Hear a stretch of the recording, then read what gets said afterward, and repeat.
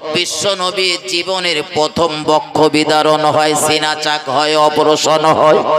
ওই শেষে দিন হযরত হালিমাতুস সাদিয়ার বেটাটা বারবার করে মারে ডাক দিয়ে বলতেছিলেন, মা গো, ও জননী মা, প্রতিনিয়ত প্রতিদিন আমি তো যাই চারণ ভূমিতে আমাদের গবাদি পশুগুলো চড়া করতে। জননী মা, প্রতিদিন আমি নিয়ে যাই। আমার ভাই মোহাম্মদ দুধ ভাই, সে তো বড় হয়েছে, 4-5 বছর তার বয়স হয়েছে, আমার সঙ্গে দেন, আমি তার সাথে করে নিয়ে যাব। 2 ভাই একসঙ্গে কথাবার্তা বলবো, এক জায়গায় ওঠা বসা করব, ইত্যাদি ইত্যাদি। ইতিহাস আপনাদের জানা, আমি বলবো না। রাসূল করিম সাল্লাল্লাহু আলাইহি ওয়াসাল্লামের দুধ মাতা কোনো মতেই তিনি রাজি হচ্ছিলেন না। কবিতায় সেই চরিত্রটা কি সুন্দর করে ফুটিয়ে তুলেছেন কলমের তুলিতে। তোর মুস্তাফাকে দেনা আম্মা, আমি সঙ্গে নিয়ে যাই। তোর মুস্তাফাকে দেনা মাগো, আমি সঙ্গে নিয়ে যাই। মিশে চরানো ময়দানে মা, মিশে চরানো ময়দানে মা, কোনো যে ভয় নাই। তোর মুস্তাফাকে দেনা আম্মা, আমি সঙ্গে নিয়ে যাই। বাবলা বনের ছায়ায় আম্মা,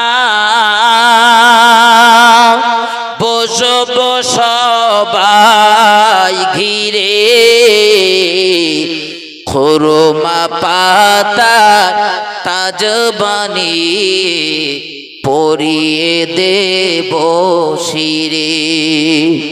ও যে মোদের বাদশা আম্মা, আর করিবেন বাদশাই,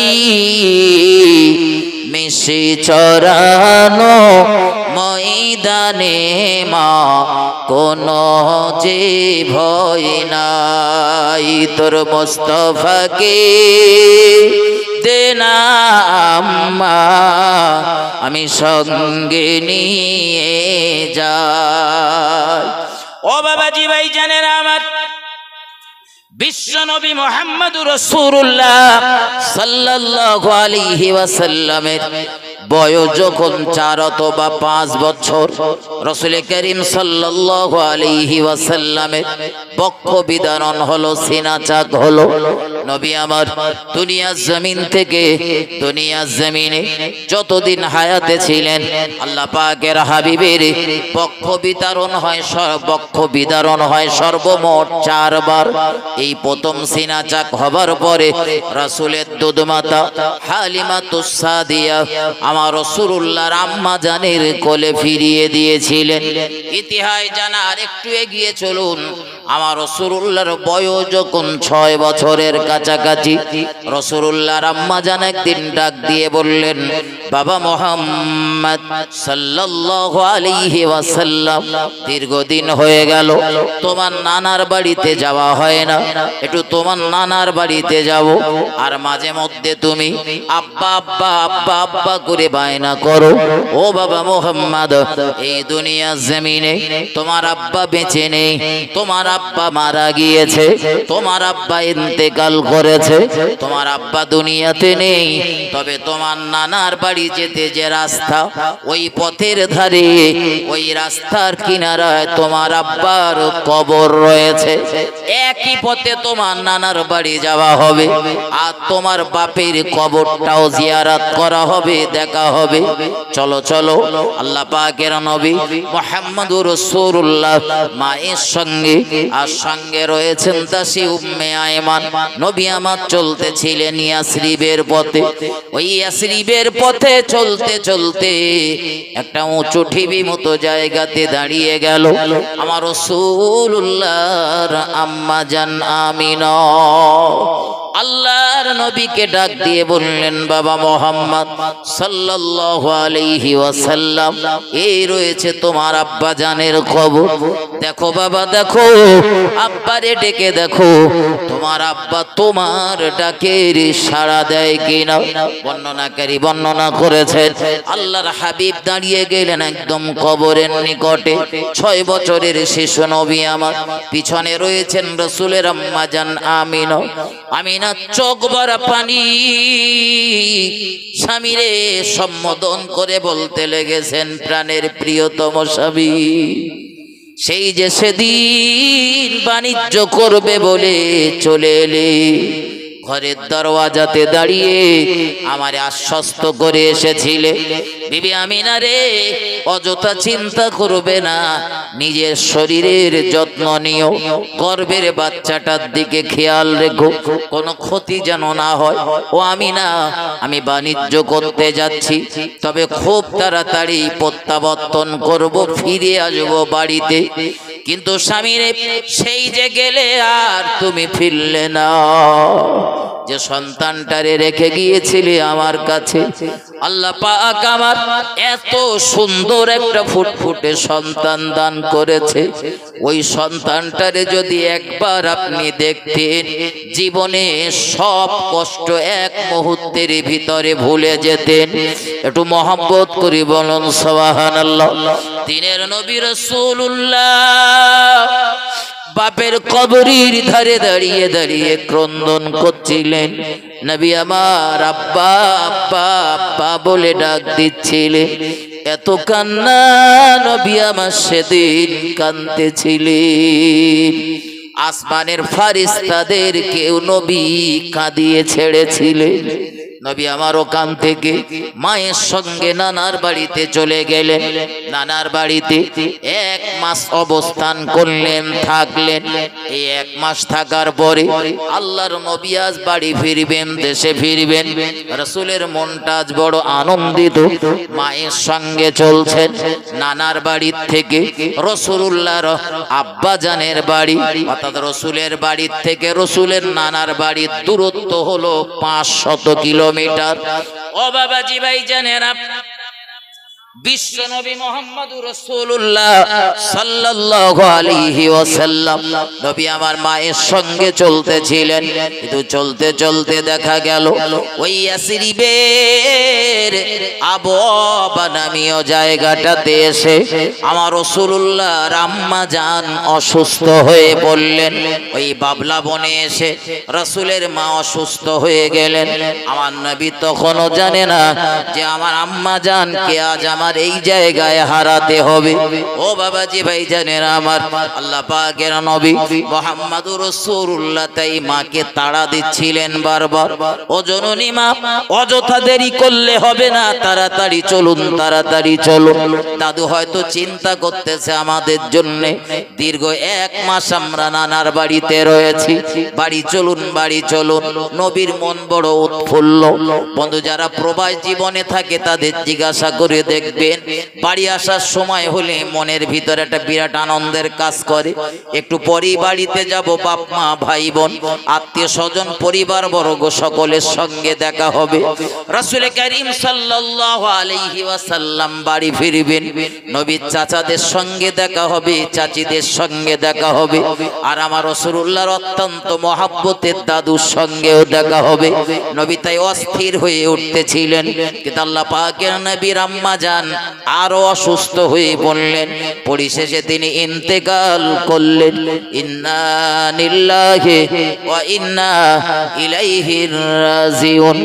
দিনের নবী রাসূলুল্লাহর আম্মা জান আমার রাসূলুল্লাহকে এতিম বানিয়ে বিদায় নিলেন। নবী আমার মায়ের মাথার কাছে বসে ক্রন্দন করছিলেন, মা, ও জননী মা, দুনিয়ার জমিনে আমার বাপ ছিল না, বাপের আদর আমার নসিবে কখনো জুটিনি।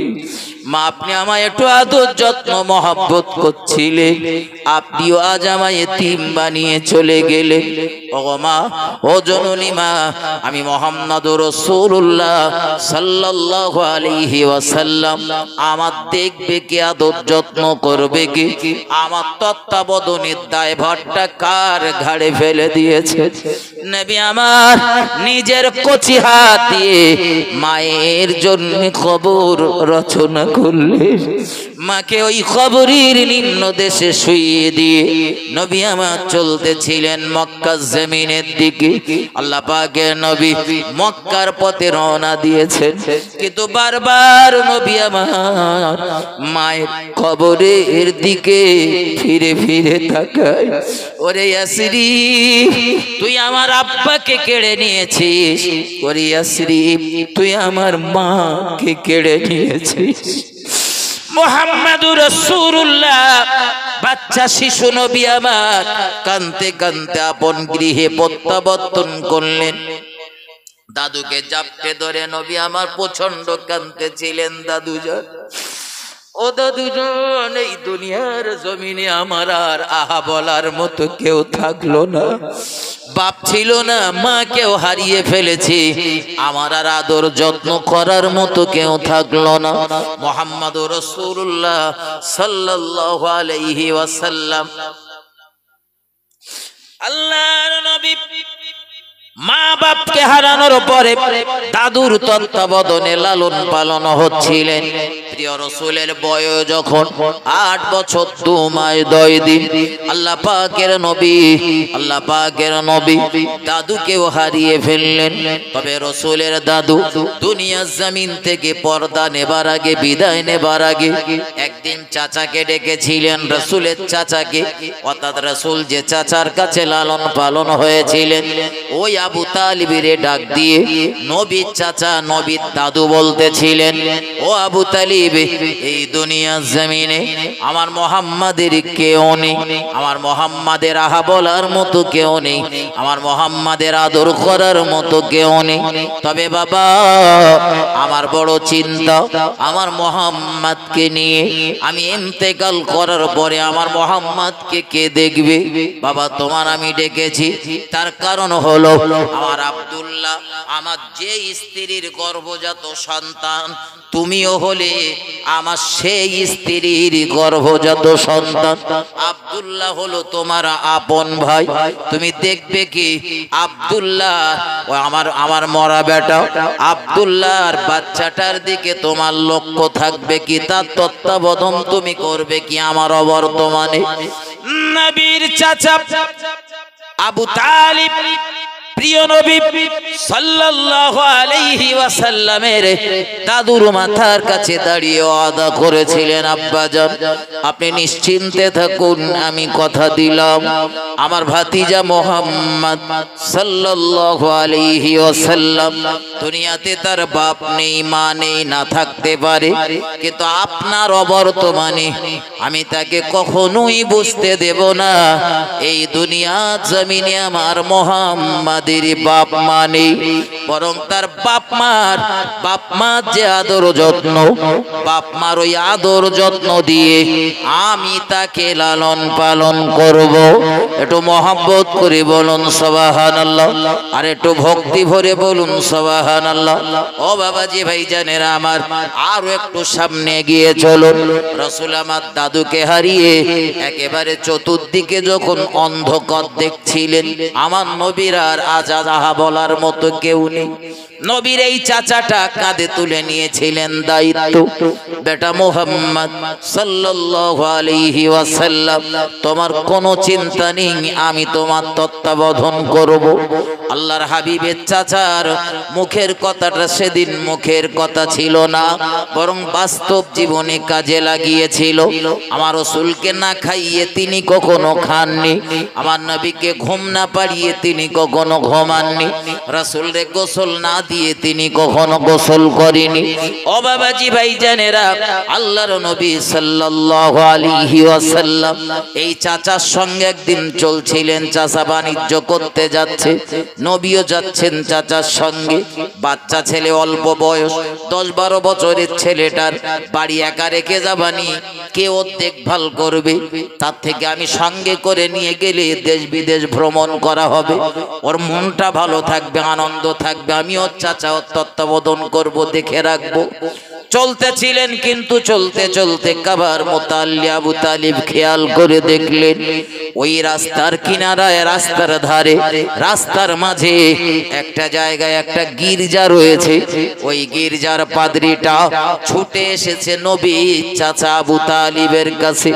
নবীর চাচা আবু তালিবকে সম্বোধন করে লক্ষ্য করে বললেন, ও আব্দুল, কাবার মুতাল্লি আবু তালিব, আপনার কিন্তু কখনোই কথা হয়নি, আজ কেন লোকটা আমার এরকম করছে?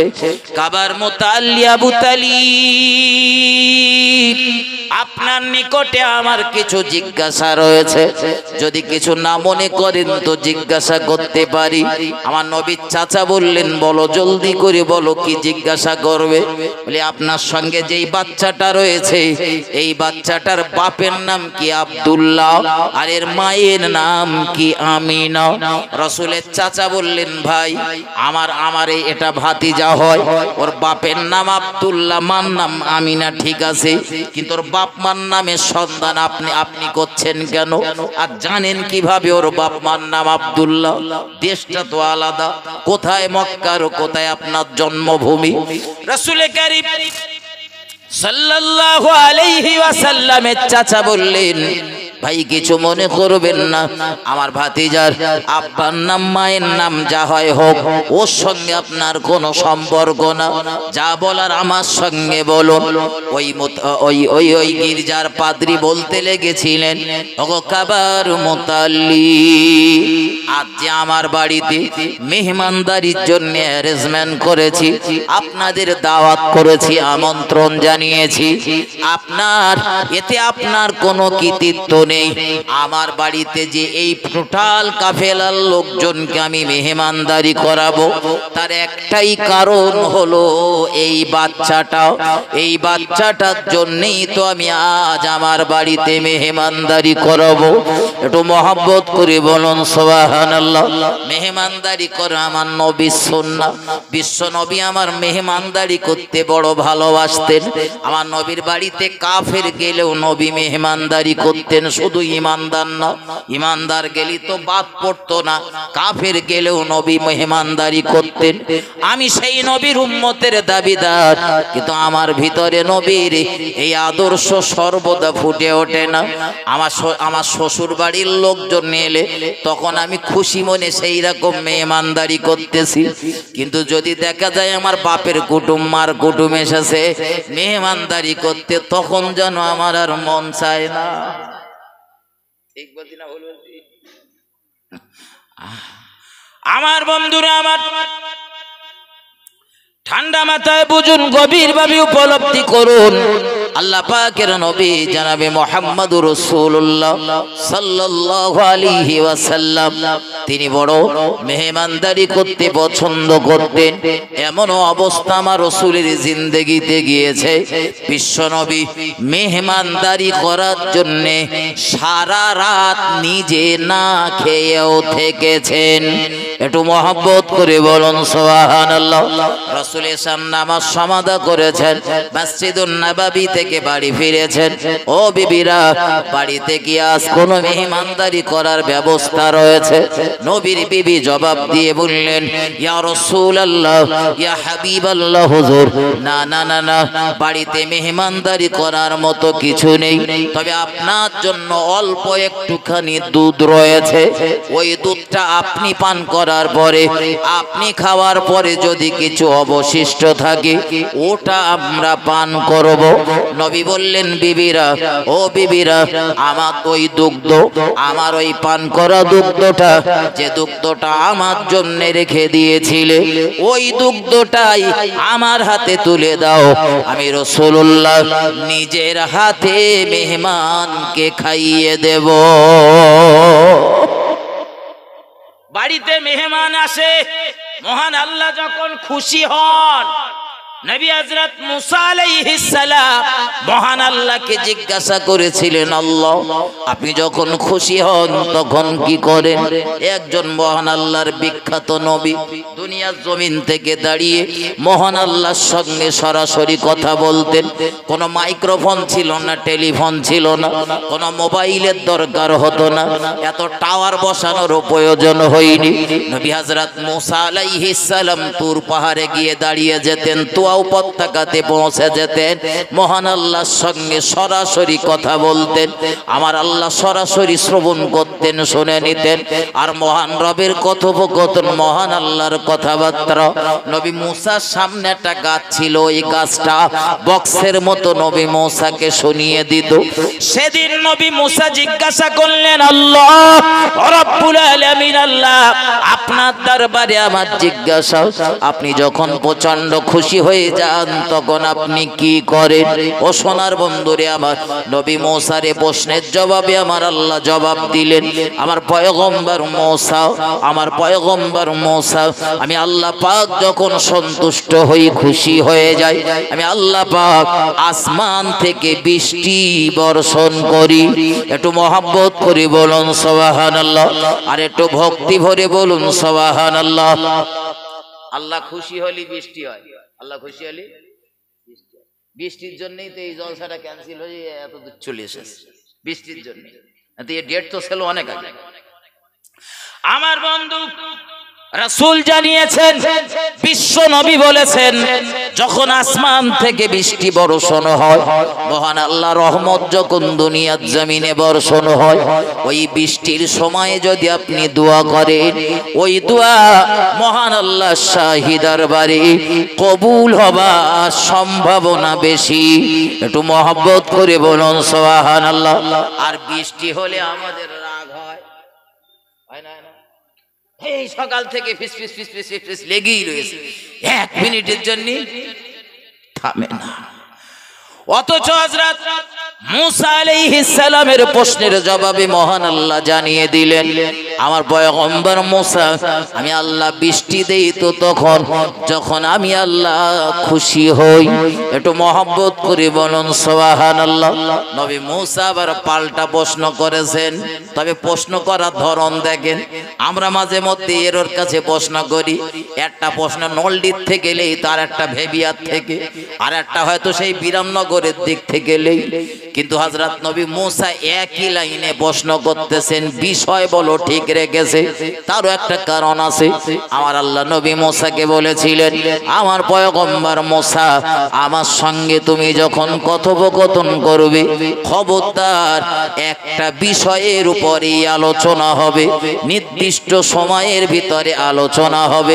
একবার এদিকের প্রশ্ন একবার ওদিকের প্রশ্ন করা যাবে না, যে কোন একটা বিষয়ের উপরে প্রশ্ন করা লাগবে। এজন্য নবী মুসা রবকে দ্বিতীয়বার জিজ্ঞাসা করলেন, আল্লাহ আপনি যখন তার থেকে বেশি খুশি হন তখন কি করেন? আগে জিজ্ঞাসা করেছিল আল্লাহ খুশি হলে কি করেন, আল্লাহ জানিয়ে দিলেন বৃষ্টি দেই, বৃষ্টি দেই। এবার নবী মুসা বলতেছেন, আল্লাহ ওটাতে একটু খুশি হলেই ওটা করেন, কিন্তু তার থেকে বেশি খুশি হলে কি করেন?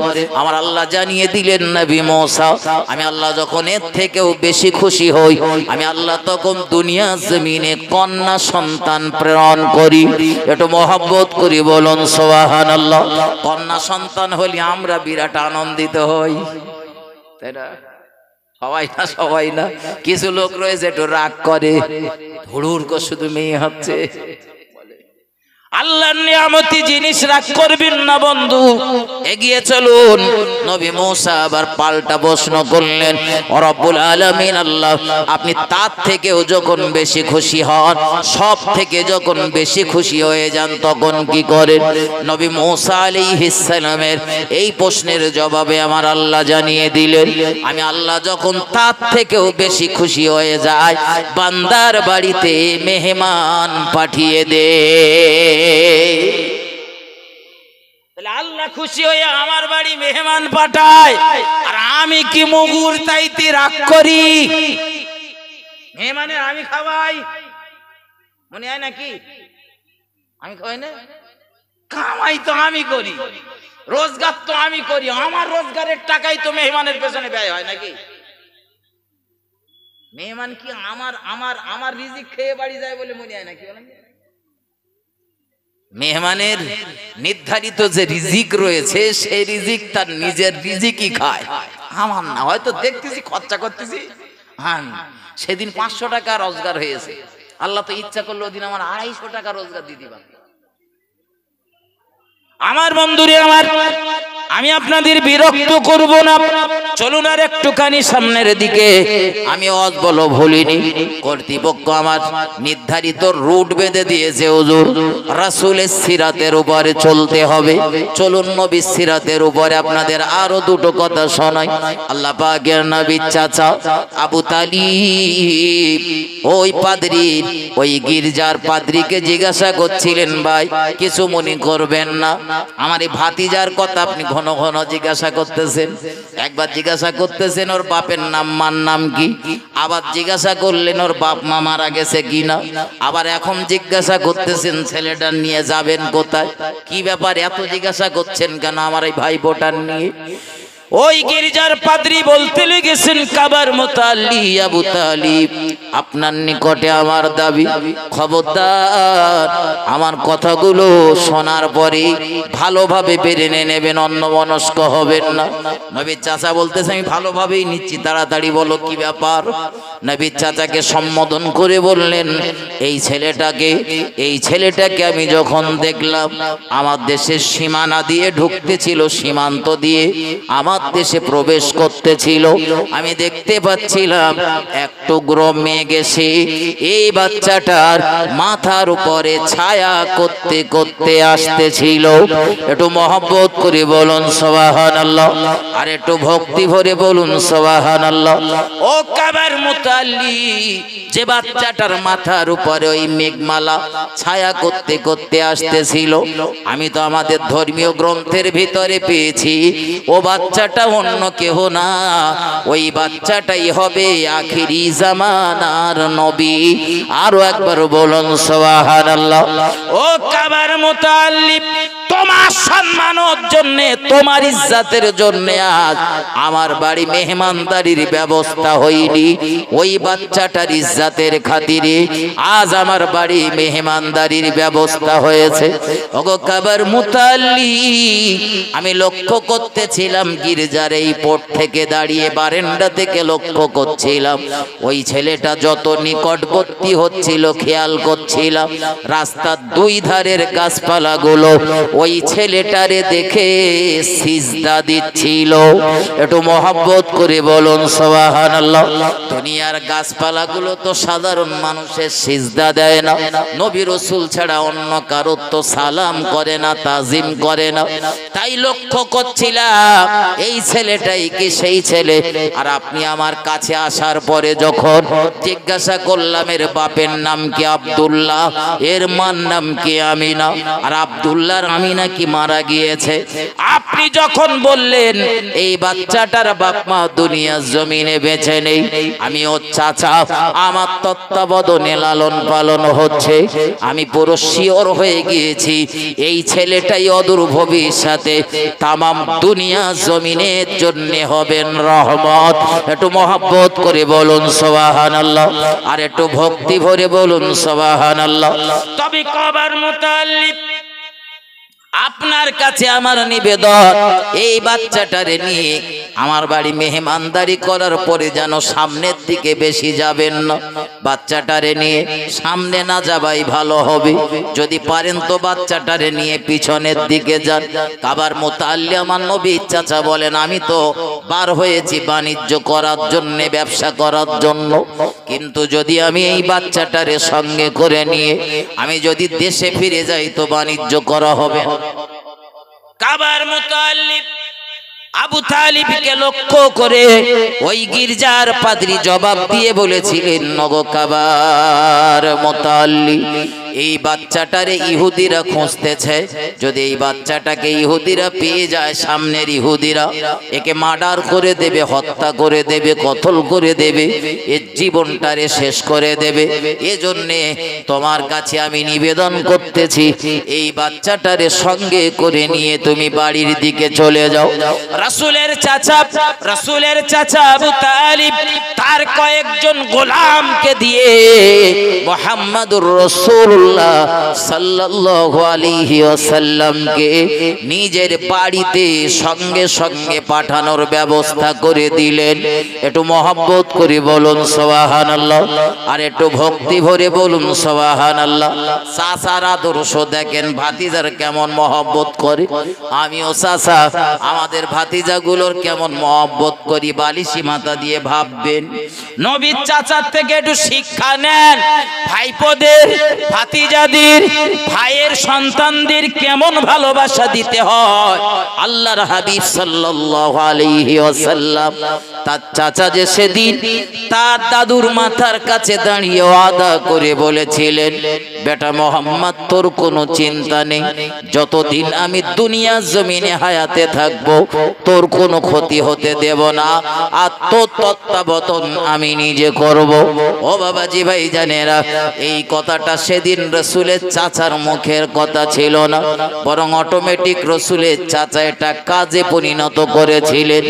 যেদিন বিশ্ব নবী সাল্লাল্লাহু আলাইহি ওয়াসাল্লামকে বয়কট করা হয়েছিল, নবী আমার শিয়াবে আবু তালিবে অবস্থান করছিলেন। ওই 3 বছরের জিন্দেগি আমার নবী আর নবীর সাহাবাদের বড় কষ্টের জিন্দেগি।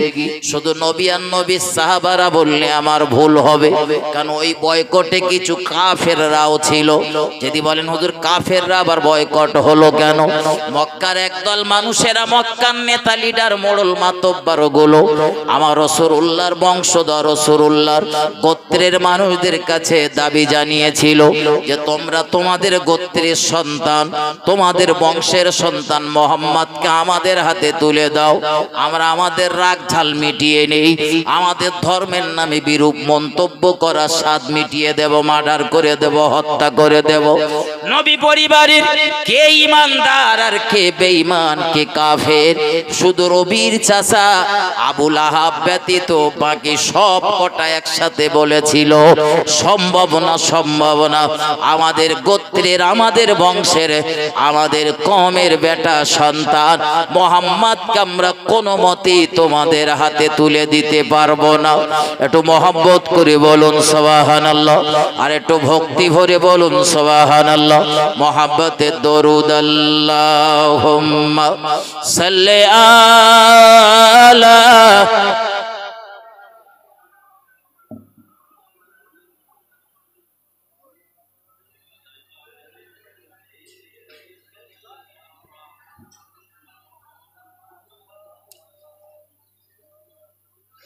আবু বকর উসমান গনি মোর নবীজিকে কাফন করে। আবু বকর উসমান গনি মোর নবীজিকে কাফন করে। মুখের কাফন দুলছে নবীজির, মুখের কাফন হেলছে নবীজির। উম্মতি উম্মতি বলিয়া রে আল্লাহুম্মা সাল্লি আলা সাইয়্যিদিনা মাওলানা মুহাম্মদ ওয়া আলা আলি সাইয়্যিদিনা। আমার ভাই জানেরা, ঠান্ডা মাথায় বুঝুন, প্রিয় নবী সাল্লাল্লাহু আলাইহি ওয়াসাল্লামের কওমের মানুষজন সেদিন এক বাক্যে বলেছিল, সম্ভাবনা আমাদের জীবন থাকতেও আমরা মুহাম্মদ সাল্লাল্লাহু আলাইহি ওয়াসাল্লামকে তোমাদের হাতে তুলে দিতে পারবো না। এজন্য নবীর চাচা আবু লাহাবটারে ব্যতীত সব কটারে কওমের সব কটারে বয়কট করা হয়েছিল। সেদিন যারা আমার নবীর পাশে ছিল সব কটারে বয়কট, ওই ইমানদার হলেও তার বয়কট, কাফের যে দাঁড়িয়েছিল তাকেও বয়কট। বিশ্ব নবী সাল্লাল্লাহু আলাইহি ওয়াসাল্লামের সাহাবাদের অত্যন্ত কষ্টের সময় অতিবাহিত হয়েছিল এই পিরিয়ডে। বর্ণনাকারীরা বলেন, নবী সাহাবারা ক্ষুধার যন্ত্রণা থাকতে না পেরে গাছের কাঁচা পাতাগুলো চিবিয়ে চিবিয়ে খেয়ে পেটের ক্ষুধার যন্ত্রণা নিবারণ করেছিল। কত কষ্ট নবী সাহাবাদের সেদিন হয়েছিল একটু অনুমান করে। নবী সাহাবারা পেটের ক্ষুধার যন্ত্রণা নিবারণ করার জন্য পশুর চামড়াগুলো পুড়িয়ে চিবিয়ে চিবিয়ে খেয়েছিলেন। এত কষ্টের পরেও তারা আমার নবীর সঙ্গ ছাড়া হয়নি। একটু মহব্বত করে বলুন সুবহানাল্লাহ। আমার নবীর আদর্শ একটা মুহূর্তের জন্যও তারা ছেড়ে দেয়নি। আমাদের গাছের পাতা খেতে হয় না, আমাদের পশুর চামড়া পুড়িয়ে খেতে হয় না, তারপরে নবীর আদর্শে আদর্শিত হতে আমাদের মন চায় না।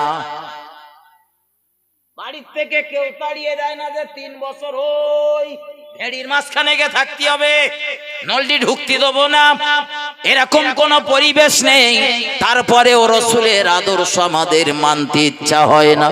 ও বন্ধু, মুহাম্মদুর রাসূলুল্লাহ সাল্লাল্লাহু আলাইহি ওয়াসাল্লাম চলতেছিলেন শিয়াবে আবু তালিবে। নবী আমার লক্ষ্য করতেছিলেন কওমের সব মানুষগুলো আজ আমার দলে, শুধু আসতেছে না আমার চাচা আবু লাহাব। ওটা নবীর আপন চাচা বলে, ওটা নবীর আপন, কিন্তু আবু জেহেল ওটা নবীর আপন চাচা না। ওই গ্রাম টারাম পাড়া টাড়া সম্পর্কে দেশের সম্পর্কে চাচা টাচা হতে পারে, আপন চাচা না। আল্লাহর হাবিব সাল্লাল্লাহু আলাইহি ওয়াসাল্লাম চলতে চলতে চলতে চলতে ওই শিয়াবি আবু তালিবের নিকটে যখন পৌঁছে গিয়েছিল, নবী চাচারে সম্বোধন করে বলতেছিলেন, চাচা, ও চাচা যান, আজ আপনি আমার জন্য এত কষ্টের জিন্দেগি বেছে নেবেন না, আপনি আমার অন্য চাচার মতো আবু লাহাবের মতো ওই সুখের জিন্দেগি বেছে নেন, বাড়িতে অবস্থান করুন, বাড়িতে থাকুন, জীবনের এই শেষ কটা দিন সুখ স্বাচ্ছন্দ্যের সঙ্গে আপনার জীবনটা অতিবাহিত হবে। নবীর চাচা জবাবে বলেছিলেন, বেটা মুহাম্মদ সাল্লাল্লাহু আলাইহি ওয়াসাল্লাম, দুনিয়ার জমিনে আজ যদি তোর বাপ বেঁচে থাকতো, আজ যদি তোর আব্বা বেঁচে থাকতো, পারতো কি তোর সঙ্গে ওই আচরণটা করতে? তোর বাপ বেঁচে থাকলে আচরণ করতে পারতো না। তোর বাপ আর মা বেঁচে নেই, আর আমি আমার মরা বাপের মাথার কাছে দাঁড়িয়ে কথা দিয়েছিলাম, জীবনে কোনো দিন আমি তোরে বুঝতে দেব না বাপ মা নেই, তাই আমি আমার ডিউটি পালন করতেছি ভাতিজা। গোটা মক্কা সব মানুষগুলো একদিকে হয়ে গেলেও আমি তোর চাচা তোর পাশেতেই দাঁড়িয়ে থাকবো। ও বাবাজি ভাই জানেন, নবীর এই চাচা প্রচন্ড মহব্বত করতেন বিশ্ব নবীরে, এত মহব্বত করতেন শিয়াবে আবু তালিবের। ওই জিন্দেগিতে দিনের নবী মুহাম্মদুর রাসূলুল্লাহ সাল্লাল্লাহু আলাইহি ওয়াসাল্লাম যতদিন শিয়াবে আবু তালিবে ছিলেন, নবীর এই বৃদ্ধ চাচা খোলা তলোয়ার নিয়ে, কখনো বল্লম নিয়ে, কখনো রাসূলের মাথার কাছে কখনো রাসূলুল্লাহর পায়ের কাছে, কখনো রাসূলুল্লাহ তাঁবুর চতুর্দিকে ঘুরে ঘুরে বিশ্ব নবীরে পাহারা দিতেন, মক্কার কোন দুশমন যাতে আমার নবীর কোনো ক্ষতি না করতে পারে। আরো একটু মহব্বত করে বলুন সুবহানাল্লাহ, আর একটু ভক্তি ভরে বলুন সুবহানাল্লাহ। আমার ভাইজান, প্রিয় নবী সাল্লাল্লাহু আলাইহি ওয়াসাল্লাম তার চাচা দায়িত্ব নিয়েছিলেন। রসুলের বয়স তখন 8 বছর 2 মাস 10 দিন, সবে দাদু মারা গেছে, তারপর থেকে চাচার তত্ত্বাবধানে রয়েছেন। প্রিয় নবী সাল্লাল্লাহু আলাইহি ওয়াসাল্লাম একদিন লক্ষ্য করলেন তার চাচা একদিন তার হাতটা ধরেছে, হাত ধরে বলতেছে, বেটা আজ না একটু কাবার চত্বরে যেতে হবে। কেন চাচা, কেন কাবার চত্বরে যাব কেন? বাবা গোসল সেরে নাও, চলো না আজকে কাবার চত্বরে যাব। আজকে আমাদের মক্কায় একটু বৃষ্টির দরকার, দীর্ঘদিন ধরে পানি হয় না, পানির অভাবে মানুষ হাহাকার করছে চতুর্দিকে। এমনি তো মরুভূমিতে পানি কম হয়, তার উপরে দীর্ঘদিন পানি হচ্ছে না। চলো না ভাতিজা কাবার চত্বরে যাব। মক্কার চতুর্দিকের মানুষের আসতেছে, আমি একটু কাবার চত্বরে দাঁড়াবো, একসাথে সবাই রবের দরবারে কাবার রবের কাছে দোয়া চাইবো যেন কাবার রব পানি দেন। একটু মহব্বত করে বলুন। আমার দেশে যখন পানি হয় না, একদল ছেলে পিলেদের দেখেছি ঘোড়া কলসি বালতি মাথায় করলে সেই রাস্তা দিয়ে সেইরকম গান টান বলতে বলতে যায়। এ গাছতলায় গিয়ে খানিকটা ঢেলে দে, বলে মাখা কি জ্বলে গেল, ওরে বলে খানিকটা দাও, এরে বলে খানিকটা পানি দাও, এই সব করে করে না করে না? হ্যাঁ, পানির দরকার তো রবের দরবারে চান, আল্লাহর দরবারে চান। কি লাগবে আপনার? রবের দরবারে কোনো জিনিসের তো অভাব নেই। জি, মাথায় নেন। রাসূল করিম সাল্লাল্লাহু আলাইহি সাল্লাম চাচার সঙ্গে গেলেন। নবী চাচার সাথে যাচ্ছেন আর ভাবতেছেন, আল্লাহ আজ মক্কার মানুষেরা আমার চাচারে মহব্বত করে, ইজ্জত করে, ভালোবাসে। ভালোবাসি বলি তারা চাচার কাছে আবদার করেছে, আজ আমার চাচা দোয়া করবে, যদি আসমান থেকে পানি হয় তা আমার চাচার ইজ্জত বাড়বে, ইজ্জত বাড়বে। আর যদি পানি না হয় ইজ্জত কমবে। ওই আমরা যেরকম করি, হুজুর দোয়া করেছে তা দোয়া কবুল হয়নি, তা বলতে ও হুজুরার দোয়া, হুজুরের দোয়া কি আর কবুল হয়? হুজুরির তো অভ্যেস হয়ে গেছে খেপ খেলা, হুজুরির অভ্যেস হয়ে গেছে খেপ খেলা। যত দোষ সবাই এবার হুজুরির। আমার নিজের দোষটার দিকে একবারও নজর পড়ল না। পরের বিচার করার সময় আমি সব থেকে বড় বিচারক, নিজের দোষটা একবারও দেখতেই পাইনি। আমার বন্ধু এগিয়ে চলুন। রসুল চলছেন আর ভাবতেছেন, আল্লাহ বৃষ্টি যদি হয় চাচার ইজ্জত বাড়বে, বৃষ্টি যদি না হয় চাচা বেউজ্জতি হবে। কাবার চত্বরে গিয়ে দাঁড়িয়েছেন নবীর চাচা, না নবীর হাতটা খুব কায়দা করে জাপটে ধরে রেখেছেন। ছোট বাচ্চা, অল্প বয়স, আর বহু লোকজনের সমাগম হয়েছে। কোন দিক থেকে কে আসবে, বাচ্চাটা যদি ভিড়ের মাঝে হারিয়ে যায় ক্ষতি হয়ে যেতে পারে। এজন্যে রসুলের হাতটা খুব শক্ত করেই ধরে রেখেছে, আর রসুলের পিঠটা ঘুরিয়ে দিয়েছে কাবার দিকে। প্রিয় নবী সাল্লাল্লাহু আলাইহি ওয়াসাল্লাম চাচার মুখের দিকে একবার ফিরে তাকালেন, চাচা আমার এইভাবে ঘুরিয়ে দেয় কেন? চাচা ঘুরিয়ে দিয়েছে। এখন মুরব্বী মানুষ, মুরব্বীর ইজ্জত করতে হয়। নবী একটু ইজ্জত সহকারে চাচার পাশে চুপচাপ দাঁড়িয়েই রইলেন। কিছু সময় পর নবী চাচার মুখের দিকে আর একবার ফিরেছেন, চাচা দোয়া হবে কখন? বাবা একটু দেরি হবে, সব লোকজন তো এখন আসেনি, সবাই আসবে, সবাই মিলে আমরা দোয়া চাইব। প্রিয় নবী কাবার রবের দিকে তাকিয়ে আসমানের দিকে মুখটা উত্তোলন করে কি যেন বিড়বিড় বিড়বিড় করে বললেন, যেন এটাই বোঝাতে চাইলেন যে আল্লাহ পানি যদি হয় আজ আমার চাচার ইজ্জত বাড়বে, আর পানি যদি না হয় চাচা বেউজ্জতি হবে। আমি চাই না, আমি তো অসহায়, অসহায় হিসাবে আমার যিনি সহায়, আমার যিনি তত্ত্বাবধান করে, আমার চাচা ছাড়া আর কেউ নেই। একটু পরেই দেখা গেল দোয়া তখন হয়নি, দোয়া তখন হয়নি। মক্কার আকাশটা মেঘে ছয় লাভ হয়ে গেল।